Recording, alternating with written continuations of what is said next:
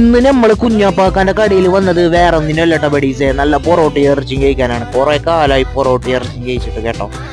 അപ്പൊ നമ്മളിതാ നല്ല എന്താ പറഞ്ഞ ബീഫ് ഡ്രൈ ഫ്രൈ അങ്ങോട്ട് ഓർഡർ ആക്കിയിട്ടുണ്ട്.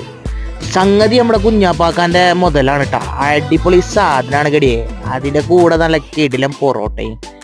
ഞാനിപ്പോ ഈ തൃശ്ശൂർ ഭാഷ പറയുന്നത് നിങ്ങൾ എന്തിനാന്ന് വിചാരിച്ചിട്ടുണ്ടാവും. ഇനി ഇത് തൃശ്ശൂർ ഭാഷ ആണോന്ന് പോലും എനിക്ക് തന്നെ സംശയമാണ്. കാരണം ഒരു ഓരോരോ രീതികളാണല്ലോ ഓരോ ദിവസവും, അതിനനുസരിച്ച് കൊണ്ടാണോ പറയുന്നത്. അപ്പം നമ്മൾ വിഷയത്തിൽ നിന്നും തെന്നി മാറി.